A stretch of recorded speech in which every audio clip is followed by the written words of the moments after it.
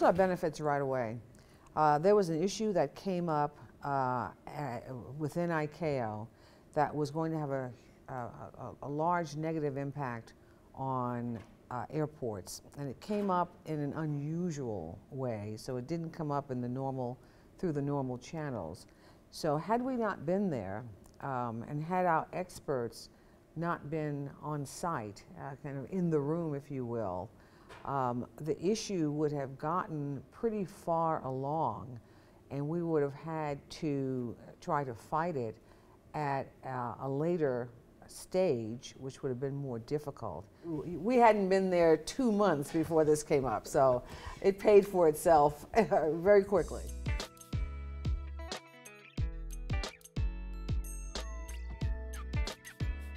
Our Airport Excellence and Safety Program that we started a year ago, ICAO sees it as something that's helpful to them, and they've been very supportive, and so they've helped us on that program. And their engagement, I know we're going to talk about this in a little bit, but their engagement has elevated the attention of safety and of elements of airport safety within that country. So we get the civil aviation authorities involved because ICAO is involved, and we've even gotten ministers involved because ICAO is involved. So it is truly a symbiotic relationship.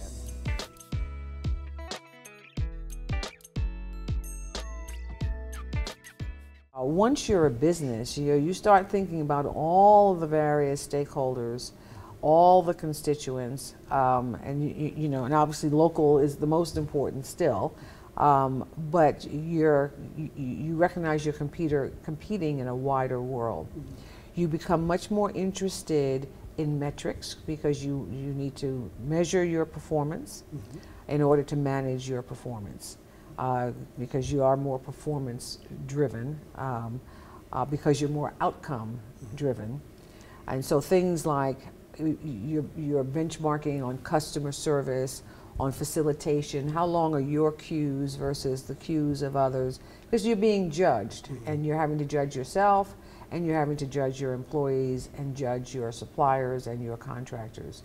So for ACI, the pressure has been on us to enable these businesses to compare each other, to compare themselves to each other, to compare themselves over time, to try to develop standard units of measure.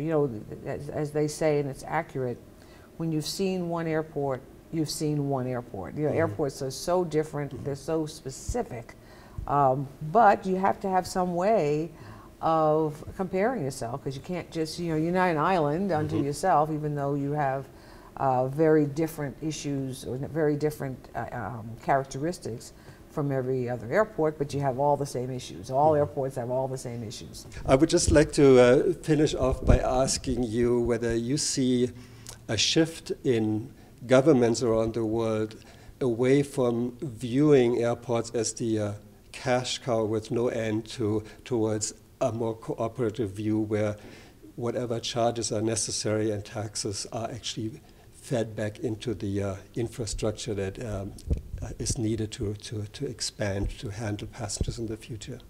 Well, it's different in different parts of the world, and I think it's incumbent upon us to remind governments as to the true role of their airports. Again, no matter who owns them, that to use them as cash cows may seem convenient in the short run to fill a budget deficit, but it is hurting them economically in the intermediate and longer term, because airports are increasingly the chief economic engine. There's almost nowhere in the world anymore where you can sustain an economy without aviation.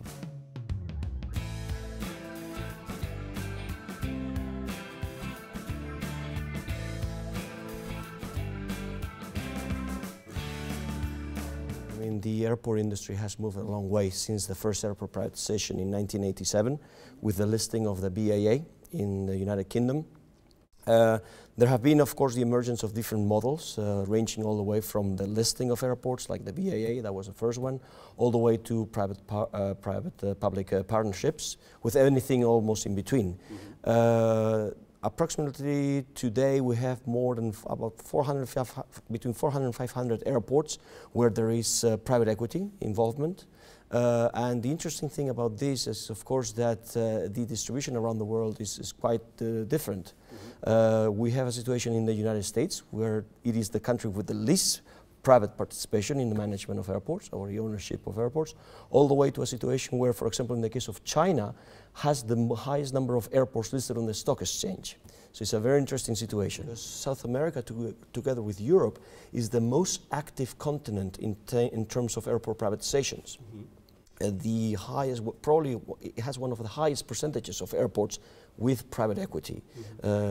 It's very difficult actually to think of a country in South America where there hasn't been any type of airport privatization, ranging all the way from, say, Argentina, where the entire airport network is actually in private hands, all the way to the situation in Colombia that has been extremely dynamic. And the last big country that actually was missing from that list was Brazil. And now, of course, with the privatization of the 3 largest airports, or some of the largest airports there, it's really gone into this game. And of course, now we know that the Brazilian government is looking at privatizing further airports. Unfortunately, the conditions worldwide have not been very conducive to this sort of situation. And actually, some countries had to cancel the process because the investors, the private investors, were not willing to pay the amounts that the governments actually were asking. I'm thinking in particular the case of Spain, where the process in both Madrid and Barcelona had to be cancelled because the potential investors said, well, you know, what you are asking is a bit too high. But nevertheless, of course, I mean, many countries around the world, and once again, for example, in the case of Spain, the case of Portugal, the case of Greece, there is a need actually to attract the private sector into the airport business. Will this mean, of course, a reduction in the premiums that the governments were expecting? Probably so, but nevertheless, it is going to be a continuing trend, the airport privatization. How's Africa coming along in this process? Africa is actually very interesting as well. There are increasing number of airports with private equity participation, and actually the need for development there is actually going to attract the interest, is attracting the interest of private companies. I'm thinking particularly the case of, for example, Aegis of France, which is actually quite active in the ownership or equity participation in airports in countries that wouldn't really come to the top of your mind, you know, when you start thinking about it.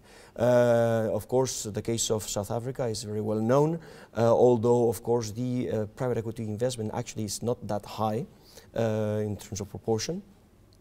Egypt, of course, in terms of management contracts, has been very, very active, and it is actually one of the most exciting regions of the world, probably in terms of potential.